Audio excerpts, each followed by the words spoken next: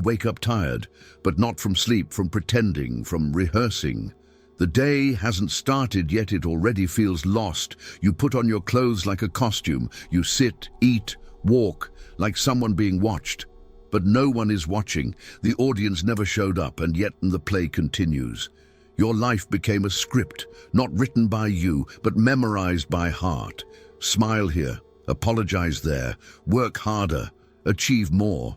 And maybe someday it will all feel real. But the applause never comes. The scene changes, but the silence remains. And in that silence, a question grows like rust. What exactly are you waiting for? This is not about laziness, not about lack of discipline. It's something far more haunting. You are not afraid of failing. You are afraid of trying and realizing that nothing changes. That even when you give your all, the emptiness remains. That's the kind of fear no one talks about. The world teaches you to prepare, to improve, to optimize, rehearse, plan. But no one teaches you how to live when the preparation never ends. You become a master at almost ready, almost confident, almost alive. But the truth bleeds through. You're not getting ready. You're hiding. You wake up every day thinking, soon I'll be different. Soon I'll begin. Soon I'll finally become the person I'm supposed to be.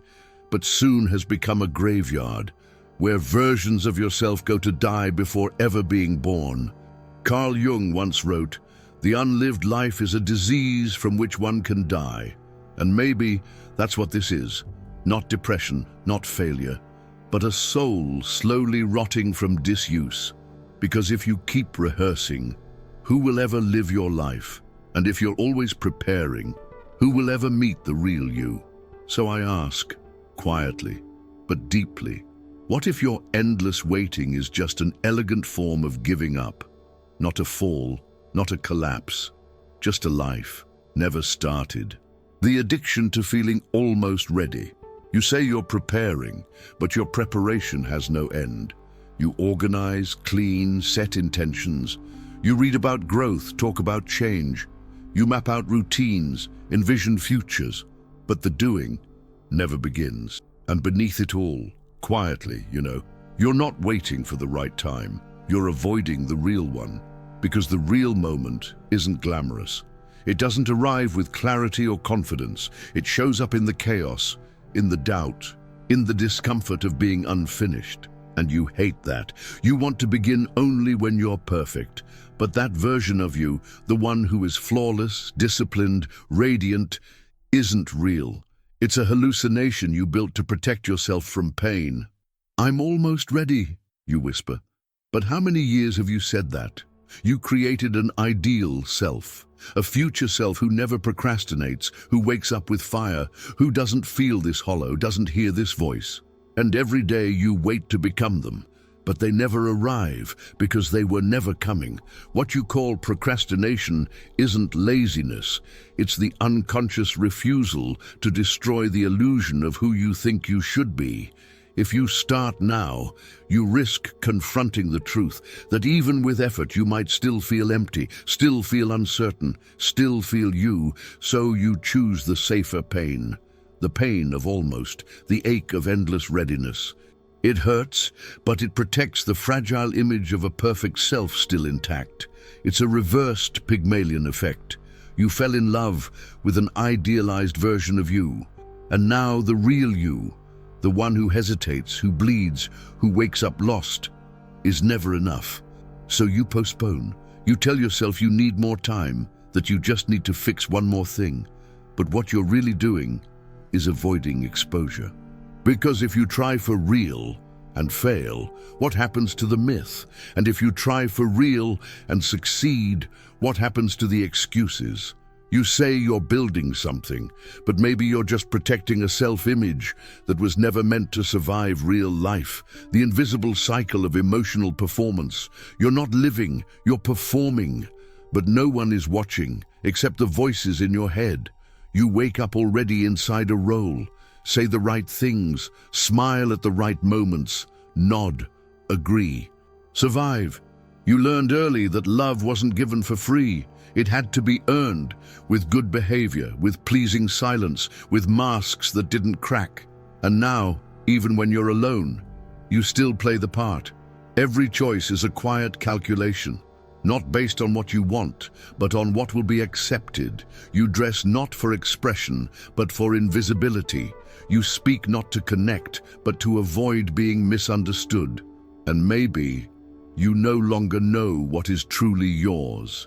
Where your desires end and social expectations begin, you became a character so well rehearsed that the original script, the real one, disappeared.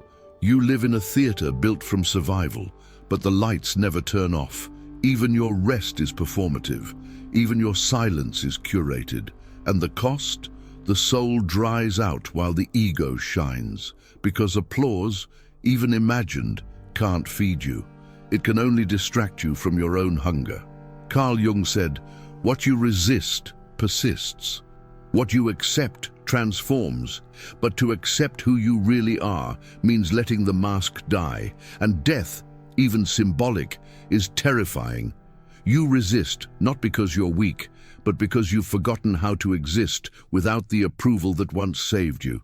This isn't vanity, it's trauma. It's a child who learned that being authentic was dangerous, and now that child runs the show behind curtains of adult responsibility. You became everything you thought would keep you safe.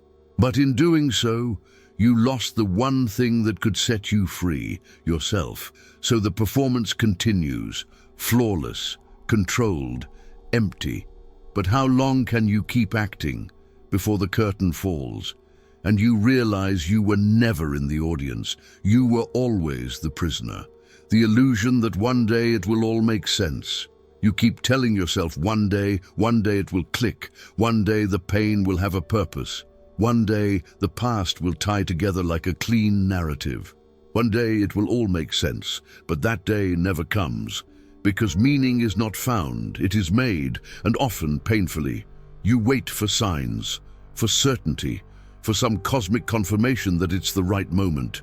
You wait for the universe to speak louder than your doubt, but the silence remains, and you interpret it as a message. Not yet, not today, not until you're sure. But what if there's nothing to be sure of? What if meaning is not waiting at the end of the path, but has to be carved into the chaos of now? You've been postponing your life in the name of clarity. But clarity never visits those who refuse to move. The idea that things will eventually make sense is a soothing lie, because it allows you to keep avoiding the messy reality of becoming. You're not looking for purpose. You're hiding behind the idea that purpose must be given. But life gives nothing. It only offers material, time, decisions, suffering. And it waits in silence to see what you'll build. The truth is brutal. If you don't give shape to your story, it won't shape itself. If you don't move through the uncertainty, you'll rot inside it.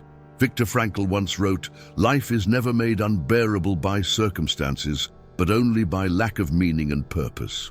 And maybe that's the ache you feel. Not from what happened, but from everything you didn't allow yourself to become because you were waiting for it to make sense.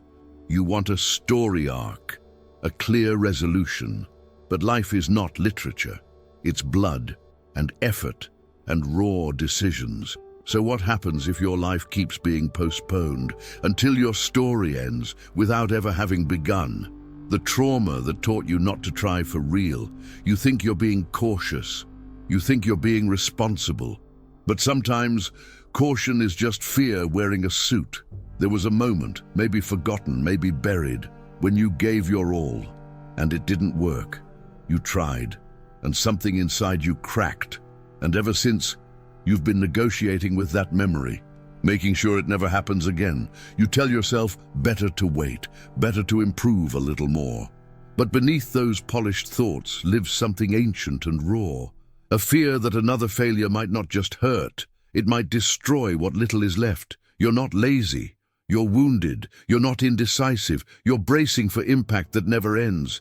You learned that movement brings pain, so you froze. And now you call that paralysis by another name, preparation. The past taught you that to fall is to die, so now you survive by never moving fast enough to fall again. But here's the quiet tragedy. That lesson might have saved you once, but now it's killing the life you could have had. Trauma doesn't always scream. Sometimes it just whispers, stay small, don't risk it, let someone else go first. And slowly, your identity adapts. You become the careful one, the thinker, the observer. But inside, a part of you is still screaming for air, the part that wanted to leap but was taught to shrink. You think you're avoiding failure, but maybe you're avoiding success, the kind of success that would shake the foundation of who you believe you are. Because if you win, if you finally begin, you can't hide behind the wound anymore. And then what? Who are you without the excuse of being broken? Who are you when healing means losing the story that protected you? It's terrifying, isn't it? To realize that the thing keeping you safe is the same thing keeping you from being fully alive. The day your comfort zone became a survival zone. It didn't happen suddenly. There was no collapse, no warning, just one quiet decision after another. To stay in the familiar, to stay in the routine, to stay in the loop that numbs but never nourishes. At first it felt safe, predictable, stable. You called it peace, but it was really just silence without meaning. You created a life so efficient, so organized, so correct, that nothing new could touch you. No real risk, no real disruption, but also no real aliveness, because you weren't resting, you were hiding, you weren't building peace, you were rehearsing avoidance. What you named balance was actually just your brain adapting to survive a life it no longer believed in. The human mind is a master of deception. It rewards routine. It prizes the known, but it will sedate your soul if that's what it takes to keep you from stepping into the unknown. So you wake up. You check the clock. You move through the motions like a ghost with a calendar. You're not running from danger. You're running from the discomfort of becoming. And maybe you don't even notice it anymore, because repetition feels like truth after a while. But deep inside, something aches, a hunger for change that terrifies you more than stagnation. And so you stay where it's comfortable. But comfort became a cage, a padded one, decorated, respected, but a cage nonetheless. Your time disappears. Not because you don't have it, but because you're using it to avoid confrontation. You're busy surviving a version of life that asks nothing of your soul.